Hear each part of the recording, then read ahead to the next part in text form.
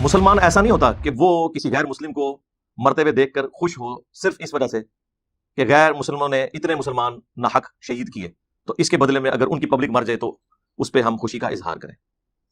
اسلام کی تعلیمات یہ نہیں ہے۔ اسلام تو کہتا ہے کہ آپ نے انصاف کے اوپر قائم رہنا ہے۔ عوام الناس کے اندر ایک چیز مشہور ہے کہ محبت اور جنگ میں سب کچھ جائز ہے، یہ بالکل غیر اسلامی بات ہے، ایک جذباتی جملہ ہے۔ یہ نہیں ہو سکتا کہ اوپر سے آپ کی امن کی آشا چل رہی ہے اور اندر سے ایک دوسرے کے خلاف گریلا وار بھی جاری ہے۔ اسلام میں اس کی کوئی اجازت نہیں ہے۔ یہی وجہ ہے کہ 1948 میں جب پاکستان نے اپنی فوجیں داخل کر دی تھیں، آپ کو پتا ہے انڈیا میں، تو مولانا مودودی رحمہ اللہ نے اس کی مخالفت کی تھی۔ لیکن جب کبھی بھی آپ دیکھیں گے ڈکٹیٹرز آئیں گے تو وہ چونکہ عوام کے نمائندے نہیں ہوتے تو وہ پھر آگے لیٹ جاتے ہیں، اور مشرف صاحب ایسے لیٹے کہ خود تو لیٹے ہی تھے، اس قوم کا بھی بیڑا غرق کروا دیا انہوں نے۔ پہلی دفعہ یعنی پاکستانی عوام اور فوج کے درمیان اتنی بڑی خلیج آئی کہ جو اس لیول پہ پہنچی کہ فوجی اپنی وردیاں پہن کے دفتر میں نہیں جاتے تھے، سول کپڑوں میں جاتے تھے، وہاں جا کے اپنے کپڑے چینج کرتے تھے، اور واپسی پہ بھی وہ وردیاں وہاں اتار کے اور سول کپڑوں میں آتے تھے۔ اور ان کو تو چھوڑ دیں، ہمارے جو ادارے اٹامک انرجی سے ریلیٹڈ تھے ان دنوں میں اتنے ونریبل ہوئے تھے، ان کے اوپر بھی حملے ہو رہے تھے۔ لیکن رکو ذرا، صبر کرو۔ کیا یہ ہوتا تھا کہ یہاں سے خالد ابن ولید جب نکلتے تھے تلوار لے کر تو سامنے سے جو رومن جنرل تھا وہ کلاشنکوف لے کے آتا تھا؟ اگر وہ کلاشنکوف لے کے آتا تو خالد ابن ولید کیا پوری فوج بھی لے کے وہ آ جاتے ہیں تلواروں کے ساتھ، تو اس نے تو نزدیک بھی نہیں لگنے دینا تھا، سب کو شہید کر دینا تھا۔ ایسا ہی تھا نا؟ تو یہ مثالیں بالکل غلط دیتے ہیں۔ یہاں سے بھی ایک تلوار ہوتی تھی، دوسری طرف سے بھی ایک تلوار ہوتی تھی، تلوار کا مقابلہ تلوار سے ہوتا تھا۔ آج بالکل جنگ کا موڈ چینج ہو چکا ہے۔ آپ ٹینک بھی لے کر آ جائیں، ایک F-16 کافی ہے سارے ٹینکوں کو ختم کرنے کے لیے۔ افغان وار اتنی لمبی کیوں ہوئی ہے؟ صرف اس وجہ سے کہ امریکہ کے پاس ایئر فورس تھی۔ ادروائز ایک مہینے کے لیے بھی یہ لوگ زمینی جنگ میں مقابلہ نہیں کر سکتے تھے افغانیوں کا۔ اس لیے نہیں کہ افغانی جو ہے وہ جناب بسم اللہ شریف پڑھ کے تو تلوار کے اوپر یا بیلچے کے اوپر سلطان بھائی کی طرح گولیاں روک لیتے ہیں، نہیں، اس لیے کہ ان کے پاس بھی رشیا کا دیا ہوا لیٹسٹ اسلحہ، دونوں طرف برابر کا اسلحہ تھا۔ فرق ڈالا ایئر فورس نے، طالبان کے پاس تو ایئر فورس نہیں تھی، اس لیے 20 سال لاکھوں لوگ شہید ہوئے۔ آپ ان کی جیت کا تو جشن منا رہے ہیں، لیکن یہ جیت کیا جیت ہے جس میں لاکھوں مسلمان شہید ہو چکے؟ امریکہ کا تو کچھ نہیں بگڑا، جو آپ ڈالرز بھی ان کے گنتے ہیں اتنا نقصان ہوا، ان کو فرق نہیں پڑتا، وہ آپ سے لے لیں گے ڈالر۔ کسی ایک ملک پہ قبضہ کر کے سب کچھ وہ لے لیتے ہیں، بدماش ہے۔ تو لہٰذا یہ جو جذبات کی دنیا میں آپ کو رکھتے ہیں نا، اس سے باہر نکلیں یار، خدا کے لیے ہوش کے ناخن لیں اور یہ باتیں کرنا چھوڑ دیں کہ جی IMF اگر آپ سے قرضہ واپس مانگے تو آپ کہیں آیا جائے گوری، خدا کا نام ہے۔ یہ بھی قسط نہ ملتی تو تنخواہیں بھی نہیں تھیں سرکاری ملازمین کو اور فوجیوں کو دینے کے لیے۔ تو اس کی سزا اب پاکستان کو بھگتنی پڑ رہی ہے ان ملکوں کی انڈسٹریز کی وجہ سے جن کی وجہ سے یہ ساری کلائمیٹ چینج آئی ہے۔ تو یہ انصاف کا تقاضا ہے کہ انہیں کمپنسیٹ کیا جائے۔ یہ کوئی پاکستان کے اوپر احسان کرنا نہیں، اور میں سمجھتا ہوں یہ بہت بڑی سٹیٹمنٹ ہے ان کی طرف سے۔ اب اللہ کرے کہ جو صدقہ اور خیرات یا چندہ ملتا ہے وہ ہمارے حکمران، ہمارے ریاستی ادارے جو ہے وہ پازیٹیولی یوز کریں۔ یہ نہ ہو کہ جو انہوں نے اپنے سارے پرانے جو ذخیرے جوڑ کے رکھے ہوئے ہیں وہ نکال کے غریب عوام کو دینا شروع کریں اور میں جو ہے وہ اپنی تجوریوں میں بھرنا شروع کر دیں۔ الحمدللہ رب العالمین والصلاة والسلام علی سید الانبیاء والمرسلین وعلی آلہ واصحابہ وازواجہ وامتہ اجمعین الی یوم الدین۔ الحمدللہ آج 11 ستمبر 2022 کو سنڈے کے دن ہمارا یہ پبلک سیشن نمبر 59 منعقد ہونے جا رہا ہے۔ آج تو ویسے کوئی کرنٹ افیئر نہیں ہے، لیکن ڈیٹ بولتے ہوئے میرے دماغ میں 11 ستمبر کا واقعہ آ گیا، 2001 کا، ٹوئنز ٹاور کا، جس کے بعد آپ سمجھ لیں پوری دنیا میں مسلمانوں کے لیے ایک طرح سے زمین تنگ کر دی گئی۔ اب اس واقعے کے حوالے سے مختلف آراء ایگزسٹ کرتی ہیں۔ بعض لوگ اسے انسائیڈ جاب کہتے ہیں، بعض لوگ جو ہیں وہ اسے بہت بڑا کارنامہ قرار دیتے ہیں۔ بہرحال اینڈ رزلٹ یہ ہے کہ خواہ یہ انسائیڈ جاب تھی، چاہے یہ کسی جہادی تنظیم کا کارنامہ تھا، قرآن و سنت کی روشنی میں اس طرح کی ایکٹیویٹی پرفارم کرنے کی کوئی اجازت نہیں ہے کہ جس کے اندر آپ انوسنٹ جو پبلک ہے اسے نشانہ بنائیں۔ مسلمان ایسا نہیں ہوتا کہ وہ کسی غیر مسلم کو مرتے ہوئے دیکھ کر خوش ہو صرف اس وجہ سے کہ غیر مسلموں نے اتنے مسلمان ناحق شہید کیے، تو اس کے بدلے میں اگر ان کی پبلک مر جائے تو اس پہ ہم خوشی کا اظہار کریں۔ اسلام کی تعلیمات یہ نہیں ہے۔ اسلام تو کہتا ہے کہ آپ نے انصاف کے اوپر قائم رہنا ہے. وَلَا يَجْرِمَنَّكُمْ شَنَآنُ قَوْمٍ عَلَىٰ أَلَّا تَعْدِلُوا، کسی قوم کی دشمنی تمہیں اس پر مت ابھارے کہ تم انصاف کا راستہ چھوڑ دو. اعدلوا، انصاف کا راستہ اختیار کرو. ہوا اقرب للتقوی، یہی اللہ کے نزدیک تقوی کے قریب ترین ہے، یا تقوی کی روش ہی یہی ہے کہ آپ انصاف کا راستہ اختیار کریں. تو انصاف کے راستے میں تو آپ نے میدان جنگ کے اندر بھی رولز اور ریگولیشنز کو نہیں توڑنا. آپ دیکھیں کہ صحیح بخاری میں وہ مشہور حدیث ہے، جب صلح حدیبیہ کا معاہدہ لکھا جا رہا تھا، اسی دوران جو معاہدہ لکھنے والا تھا سہیل ابن عمر، بعد میں مسلمان ہو گئے. تو اس کا ایک بیٹا تھا ابو جندل، دو بیٹے تھے نا، عبداللہ اور ابو جندل. اب تو آپ نے عمر سیریز بھی دیکھ لی ہے تو آپ کو وہ نقشہ ذہن میں آ جائے گا. تو جو ابو جندل تھے وہ بیڑیوں میں جکڑے ہوئے کسی طریقے سے اپنے والد کی قید سے مکے سے بھاگ کر نبی صلی اللہ علیہ وآلہ وسلم کے پاس اس جگہ پر حدیبیہ میں پہنچ گئے. اب معاہدے میں ایک شک یہ بھی لکھی گئی تھی کہ اگر کوئی شخص مکے سے مسلمان ہو کر مدینہ شریف آیا تو اسے واپس کر دیا جائے گا، اور اگر کوئی مسلمان مدینے سے مکے کی طرف گیا تو اسے واپس نہیں کیا جائے گا. کیسی یعنی ناانصافی پہ مبنی ایک شرط تھی. نبی علیہ السلام نے اسے قبول کر لیا کیونکہ اس کے اندر تو پھر ابو بصیر والا معجزہ ہونے والا تھا. وہ آپ میری ویڈیو دیکھ لیں، ایک شخص کے ذریعے اللہ تعالیٰ نے کس طریقے سے کایا کلب کر دی مسلمانوں کی. تو نبی علیہ السلام ایگری فرما گئے. اسی موقع پر وہ محمد رسول اللہ بھی کاٹنے کے لیے کہا گیا، وہ بھی محمد بن عبداللہ لکھوایا گیا. اور ابو جندل کا جب معاملہ آیا تو نبی علیہ السلام نے ان سے کہا کہ اس کو تو چھوڑ دو، ابھی تو معاہدہ جسٹ لکھا گیا ہے، دوسرا یہ تو مدینے جانے والی بات ہی نہیں ہے، تو ایک ٹرانزیشن پیریڈ ہے. انہوں نے کہا نہیں، آپ معاہدہ لکھ چکے ہیں، اس کی امپلیمنٹیشن یہی ہے کہ آپ اس کو واپس کر دیں. تو نبی علیہ السلام نے کوئی دوسری بات نہیں کی ہے. حالانکہ ابو جندل وہاں پہ چیخ رہے تھے، اتنے صحابہ کے دل اس وقت غمگین تھے، کلیجہ منہ کو آ رہا تھا کہ اب اس حالت میں جو اپنے باپ کی بیڑیاں جو ہے وہ توڑوا کر یہاں پر آیا ہے، جب اسی باپ کے حوالے سے کیا جائے گا تو اس کے ساتھ کیا سلوک کریں گے، وہ آپ سوچ سکتے ہیں. تو بہرحال نبی علیہ السلام نے اس کو تسلی دی کہ بھئی معاہدہ لکھا جا چکا ہے، ہم اس چیز کے پابند ہیں. لہٰذا یہ جو عوام الناس کے اندر ایک چیز مشہور ہے نا کہ محبت اور جنگ میں سب کچھ جائز ہے، یہ بالکل غیر اسلامی بات ہے، ایک جذباتی جملہ ہے. یہ بات ضرور ہے کہ بخاری اور مسلم دونوں میں حدیث ہے کہ جنگ دھوکے کا نام ہے. اس دوران آپ جھوٹ بھی بول سکتے ہیں، لیکن وہ جو سارے معاملات ہیں وہ اس صورت میں جب آپ کا کوئی عہد نہ ہوا ہو. ونس اگر آپ عہد کریں گے نا تو وہ عہد آپ کو جنگ میں بھی پورا کرنا پڑے گا. اس کا حکم سورۃ الانفال کے اندر موجود ہے کہ اگر تمہارا کسی قوم کے ساتھ کوئی عہد ہے، معاہدہ ہے، جب تک اوپنلی اس معاہدے کو توڑ کر نہیں پھینکو گے اس وقت تک تم اس قوم کے ساتھ جنگ ڈکلیئر نہیں کر سکتے.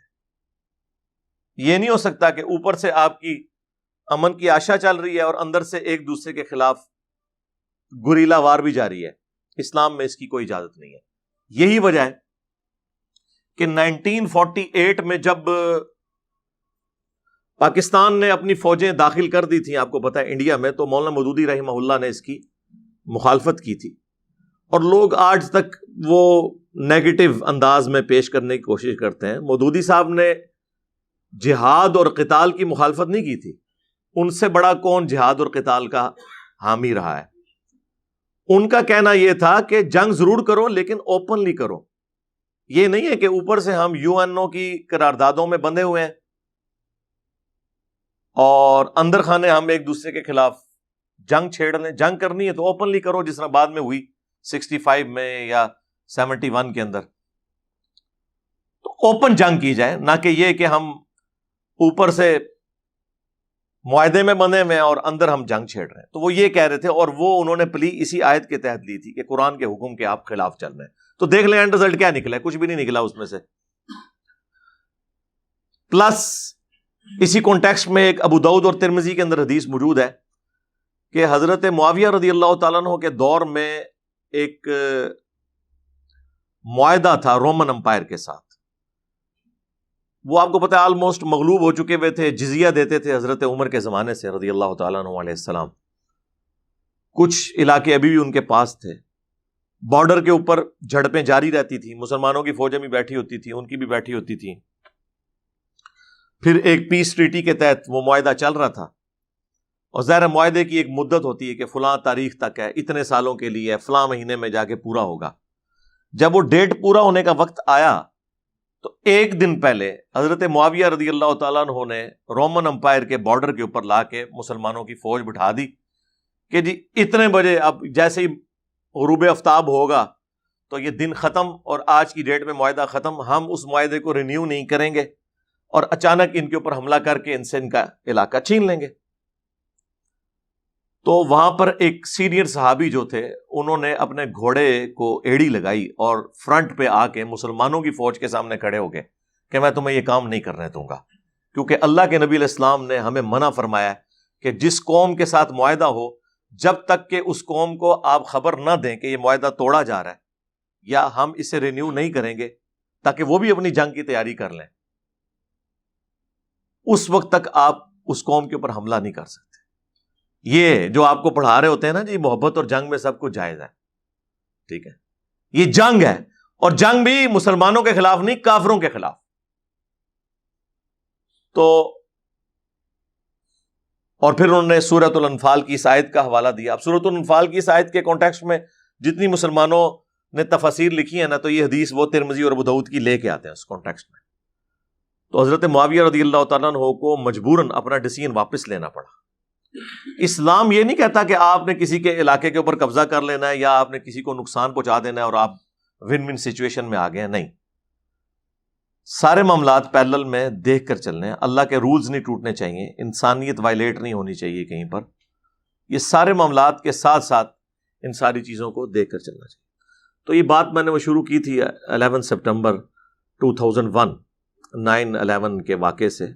اس کے بعد سے مسلمانوں کے لیے ایک تکلیف دہ چیز شروع ہو گئی. سب سے پہلے تو پاکستان تختہ مشق بن گیا، چونکہ ہم افغانستان کے پڑوس میں تھے. ہمارا اربوں ڈالر کا نقصان ہوا. اس وقت ایک بزدل حکمران تھا اور اس نے بزدلی دکھائی، اور ظاہر ہے کہ جتنے نان الیکٹڈ حکمران ہوتے ہیں نا، یہ بزدلی ہوتے ہیں، کیونکہ ان کا کوئی اسٹیک یہاں پہ نہیں ہوتا. اگر کوئی عوامی لیڈر ہو، خواہ بالکل جتنا مرضی گیا گزرا ہو، ایٹ لیسٹ اسے یہ ہوتا ہے کہ میں نے عوام کو منہ دکھانا ہے آگے. اس لیے آپ دیکھیں کہ جتنے بھی پولیٹیکل لیڈرز ہیں، جب کبھی وہ اقتدار میں رہے ہیں اور اس طرح کے مواقع آئے تو آپ دیکھیں گے انہوں نے کبھی اس لیول کی بزدلی نہیں دکھائی. وہ بھی اعلی کار بنے رہے، لیکن ایک ریڈ لائن کو انہوں نے کراس نہیں کیا. پوری دلیری کے ساتھ معاملات کو لے کر چلے. یعنی ذوالفقار علی بھٹو صاحب نے پاکستان کا سارا یہ اٹامک پروگرام جو ہے، اس سے پورا انہوں نے پیشن کے ساتھ اس وقت چلایا، اگرچہ امریکہ کی اتنی مخالفت تھی. اس کے بعد جب بے نظیر بھٹو تھیں تو پاکستان کا سارا میزائل پروگرام انہوں نے شروع کیا. یہ ساری ان کی کنٹریبیوشن ہے. اور اس کے بعد جب اٹامک دھماکوں کی باری آئی تو نواز شریف صاحب تھے، انہوں نے بھی کوئی دباؤ اس وقت قبول نہیں کیا. اور اس کے بعد ایبسلیوٹلی ناٹ آ گیا. ٹھیک ہے، ہوا یا نہیں ہوا، بہرحال چلے. اتنی تقریر کرنا بھی ان کے لیے تو یہ بھی بہت تکلیف دہ چیز ہے کہ انہیں کوئی کہے کہ ہم کوئی غلام ہیں. ٹھیک ہے، تو بہرحال سننے کے لیے تو مزیدار چیزیں، اچھی باتیں. لیکن جب کبھی بھی آپ دیکھیں گے ڈکٹیٹرز آئیں گے تو وہ چونکہ عوام کے نمائندے نہیں ہوتے تو وہ پھر آگے لیٹ جاتے ہیں. اور مشرف صاحب ایسے لیٹے کہ خود تو لیٹے ہی تھے, اس قوم کا بھی بیڑا غرق کروا دیا انہوں نے. پہلی دفعہ یعنی پاکستانی عوام اور فوج کے درمیان اتنی بڑی خلیج آئی کہ جو اس لیول پہ پہنچی کہ فوجی اپنی وردیاں پہن کے دفتر میں نہیں جاتے تھے, سول کپڑوں میں جاتے تھے, وہاں جا کے اپنے کپڑے چینج کرتے تھے, اور واپسی پہ بھی وہ وردیاں وہاں اتار کے اور سول کپڑوں میں آتے تھے. اور ان کو تو چھوڑ دیں, ہمارے جو ادارے اٹامک انرجی سے ریلیٹڈ تھے ان دنوں میں اتنے ونریبل ہوئے تھے, ان کے اوپر بھی حملے ہو رہے تھے. تو اس میں بھی یعنی بڑی تکلیف کاٹنی پڑی عوام الناس کو, اور بڑی اس وقت پلاننگ کے تحت سارے معاملات چل رہے ہوتے تھے. ادروائز تو ظاہر ہے کہ عام جو گاڑیاں اس طرح کی اٹامک انرجی کے ادارے کی, ان کو ہٹ کرنا تو بڑا آسان تھا, اور کچھ اٹیک ہوئے بھی, کافی سارے لوگ شہید بھی ہوئے. ظاہر ہے وہ ایک معاملہ سول وار کی طرف ہی چلا گیا. کچھ لوگ نان اسٹیٹ ایکٹر کے طور پر سامنے آئے, ان کا جو غصہ تھا وہ اپنی جگہ جسٹیفائی تھا, لیکن وہ پھر انہوں نے جو ایک ریڈ لائن کراس کی وہ ایک غلط معاملہ ہو گیا. بہرحال اس طرح کی جو ایکٹیویٹیز ہوتی ہیں ان دا لانگ ٹرم ان کے نقصانات ہی ہوتے ہیں. لہذا مسلمانوں کو کوئی بھی اس طرح کی ایکٹیویٹی پرفارم نہیں کرنی چاہیے کہ جس کی وجہ سے باقی مسلمان تکلیف میں آئے. وقتی طور پہ آپ کوئی فائدہ حاصل کر لیں گے لیکن نکلے گا اس میں سے کچھ بھی نہیں. اور اب ان خوابوں کی دنیا سے باہر نکلیں جو ہمیں یہاں جذباتی تقریریں کروا کے لوگ تیار کرتے رہتے ہیں. ذرا سا کوئی ایشو شروع ہو جائے فلسطین میں, یہاں پہ مولوی چندے لینے کے لیے سامنے نکل آتے ہیں, ان کی روزی روٹی شروع ہو جاتی ہے. انہوں نے ایک لبادہ اوڑا ہوا ہے صرف جسٹ دکھلاوے کا. پریکٹیکلی نہ تو یہ وہاں جا سکتے ہیں لڑنے کے لیے, چلے جائیں تو ان کی لاشیں واپس منگوانے کا خرچہ اتنا زیادہ ہوگا کہ ہم کہیں گے کہ وہیں پہ دفنا دیں ان کو. ظاہر ہے ڈنڈوں کے ساتھ اور تلواروں کے ساتھ تو آج کل جنگ نہیں ہوتی.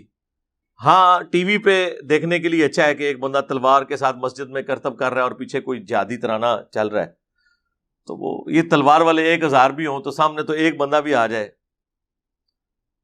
وہ تو ساروں کو بھون کے رکھ دے گا. تو آج کل چونکہ ایک پروفیشنل آرمیز والا سلسلہ ہے تو لہٰذا عام آدمی تو اس طریقے سے جنگ لڑ بھی نہیں سکتا, اور نہ اس کی ذمہ داری ہے کہ وہ یہاں بیٹھ کے کڑتا رہے کہ جی میں وہاں جا کے کیا کروں گا. آپ نے کچھ نہیں کرنا میرے بھائی. جب سیدنا عمر کے زمانے میں بھی پراپر آرمی بن گئی تھی تو سب لوگ جہاد میں نہیں جاتے تھے. حضرت عمر کس جہاد میں گئے ہیں؟ نہ قادسیہ میں گئے, نہ یرموک میں گئے, باقیوں کو روانہ کیا, اور سارے لوگ وہاں سے جاتے بھی نہیں تھے. پھر پراپر فوجی چھاونی بن گئی کوفے کے اندر, تو پھر فوجیوں کا معاملہ بالکل الگ ہو گیا. یہ جو شروع میں اسلام میں جب مین پاور کی کمی تھی اس وقت پھر نفیر عام کی جاتی تھی کہ سب لوگ جو ہے وہ جہادی ٹریننگ بھی حاصل کریں اور نکلیں اور یہ سب کچھ کریں. جب اللہ تعالیٰ نے مسلمان امت اتنی بڑی کر دی پھر ہر بندے نے اپنی ذمہ داری سنبھال لی اور اسی کے تحت چلنا شروع کر دیا. اب بھی دیکھیں سب سے بڑی ذمہ داری اب بھی عوام کے اوپر ہی ہے, کیونکہ ہماری فوج کے جتنے بجٹ ہیں وہ عوام کے ٹیکسز سے ہی میٹ ہو رہے ہیں نا. تو عوام تو اپنا پیٹ کاٹ رہی ہے.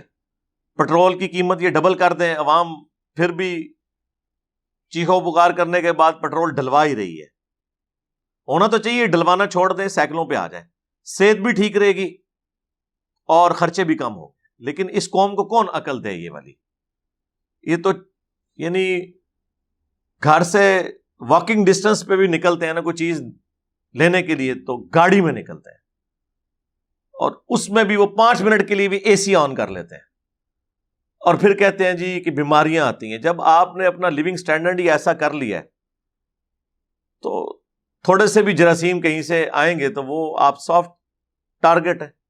آپ نے اپنا لیونگ سٹائل ہی اتنا نازک کر لیا ہوا ہے تو پھر یہی کچھ ہوگا. تو عوام الناس تو جی ٹیکس دے رہی ہے, پھر پرائم منسٹر کی ذمہ داری ہے, اس کے بعد سب سے بڑی تو پوسٹ پرائم منسٹر کی ہے,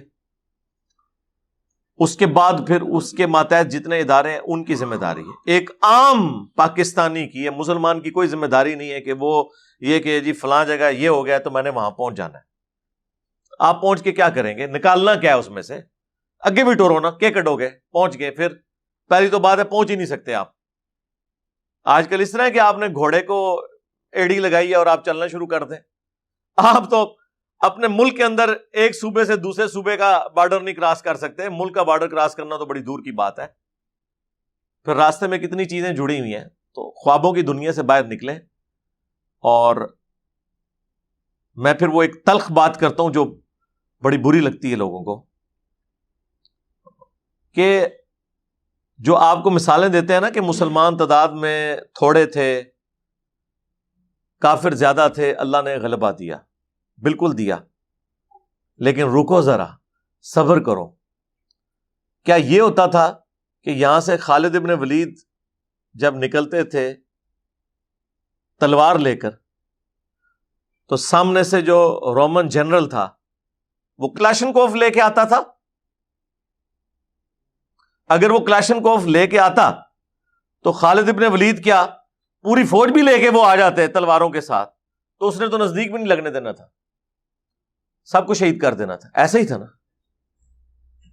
تو یہ مثالیں بالکل غلط دیتے ہیں. یہ یہاں سے بھی ایک تلوار ہوتی تھی، دوسری طرف سے بھی ایک تلوار ہوتی تھی. تلوار کا مقابلہ تلوار سے ہوتا تھا. آج بالکل جنگ کا موڈ چینج ہو چکا ہے.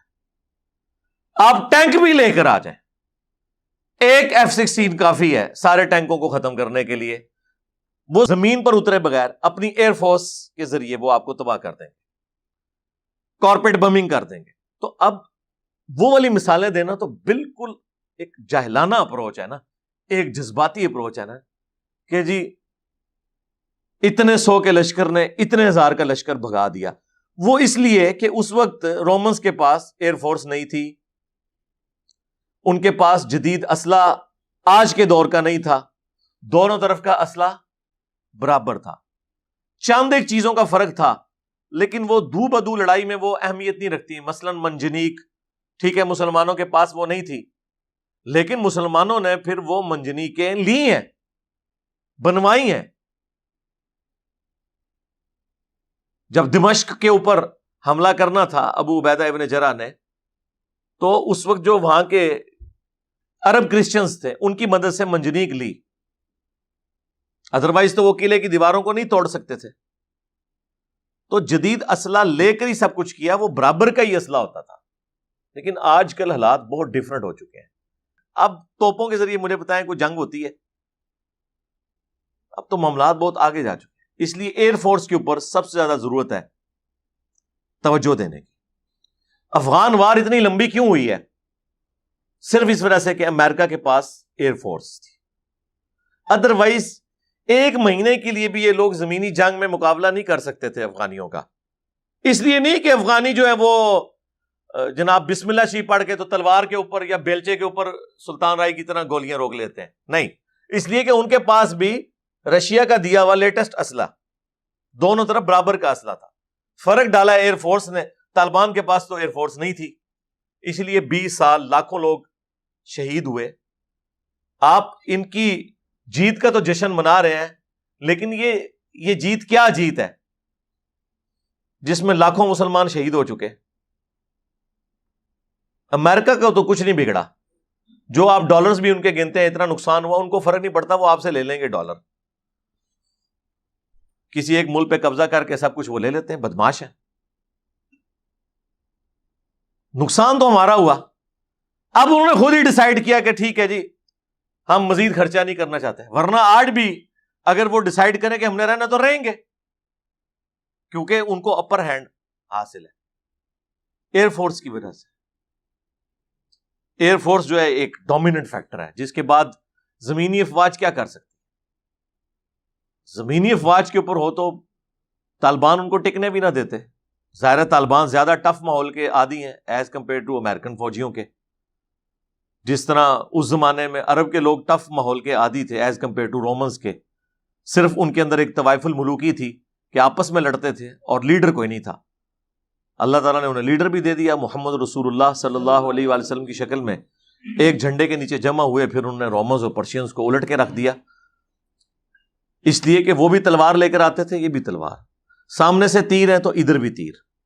اب مجھے بتائیں اگر ادھر تیر ہوتے مسلمانوں کی طرف سے اور سامنے رومنز اور پرشینز کے پاس ٹینک ہوتے تو کیا یہ تیر ان کا مقابلہ کر سکتے تھے؟ تو لہٰذا یہ جو جذبات کی دنیا میں آپ کو رکھتے ہیں نا، اس سے باہر نکلیں یار، خدا کے لیے ہوش کے ناخن لیں اور یہ باتیں کرنا چھوڑ دیں کہ جی IMF اگر آپ سے قرضہ واپس مانگے تو آپ کہیں آیا جے فوری. خدا کا نام ہے، یہ بھی قسط نہ ملتی تو تنخواہیں بھی نہیں تھیں سرکاری ملازمین کو اور فوجیوں کو دینے کے لیے. یار ڈان بنے ضرور، لیکن کچھ جیب میں ہو تو بنے. اب تو یہ ساری اکانومی کی وار ہے نا، اس کے بغیر تو کچھ بھی نہیں ہوگا. تو اس لیے یہ بڑھ کے مارنا اور اس طرح کی ساری باتیں کرنا، تو اس طریقے سے کوئی معاملات نہیں چلتے. افغانستان کی صورتحال آپ کے سامنے ہے، کتنا مشکل وہ ٹائم گزار رہے ہیں. ظاہر ہے کہ پہلے تو اکانومی کے اندر جان تھی نا، امریکہ ڈالر بھیج رہا تھا. اب ظاہر ہے وہ تجارت کریں گے، کمائیں گے تو کھائیں گے نا. مشکل وقت ان پہ بھی شروع ہوا اس حوالے سے.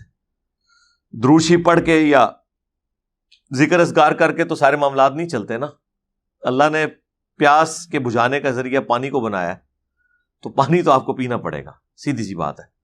تو اس لیے ان سارے معاملات کو دیکھ کر چلنا چاہیے. اور ابھی میں نے سیلاب کے اوپر بھی بڑی تفصیلی گفتگو 2 نشستوں میں کی ہے، وہ اپلوڈ ہوئی ہے. اس میں نے جو سیلاب کے بعد کرنے کے کام ہیں ان کے اوپر بھی میں نے ڈسکشن کی تھی. اس میں نے ایک پوائنٹ اٹھایا تھا، مجھے بڑی خوشی ہوئی ہے کہ UNO کے جو سیکرٹری جنرل ہیں وہ پاکستان آئے ہوئے ہیں. انہوں نے کل بڑی اچھی، یعنی آپ سمجھ لیں اسٹیٹمنٹ جاری کی ہے کہ دوسرے ملکوں کی گناہوں کی سزا مسلمان یہاں پہ پاکستانی جو کاٹ رہے ہیں، اور جو تباہی ہوئی ہے جس میں پاکستان کا تو کوئی قصور نہیں ہے.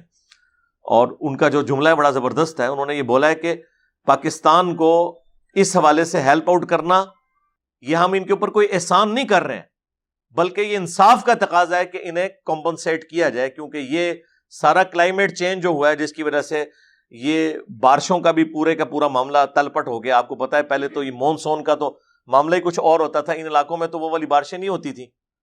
تو اس کی سزا اب پاکستان کو بھگتنی پڑ رہی ہے ان ملکوں کی انڈسٹریز کی وجہ سے جن کی وجہ سے یہ ساری کلائمیٹ چینج آئی ہے. تو یہ انصاف کا تقاضا ہے کہ انہیں کمپنسیٹ کیا جائے. یہ کوئی پاکستان کے اوپر احسان کرنا نہیں. اور میں سمجھتا ہوں یہ بہت بڑی سٹیٹمنٹ ہے ان کی طرف سے. اب اللہ کرے کہ جو صدقہ اور خیرات یا چندہ ملتا ہے وہ ہمارے حکمران، ہمارے ریاستی ادارے جو ہے وہ پازیٹیولی یوز کریں. یہ نہ ہو کہ جو انہوں نے اپنے سارے پرانے جو ذخیرے جوڑ کے رکھے ہوئے ہیں وہ نکال کے غریب عوام کو دینا شروع کرے اور نئے جو ہیں وہ اپنی تجوریوں میں بھرنا شروع کر دیں. یہ کام اب نہ شروع کر دیں، ورنہ تو موت تو قریب ہے. کئی لوگ تو دنیا میں ہی آپ کو نظر آتا ہے کہ بھگت رہے ہوتے ہیں اس طرح کی حرام خوریاں. تو مرنے کا عذاب تو ابھی مرنے کے بعد کا باقی ہے. اللہ تعالیٰ پاکستان کے حالات کے اوپر رحم و کرم فرمائے، پوری دنیا کے مسلمانوں کے اوپر رحم و کرم فرمائے. صلو علی محمد و آل محمد، اللہم صلی علی محمد و علی آل محمد و اصحاب محمد و ازواج محمد و امت محمد اجمعین الی یوم الدین. آمین.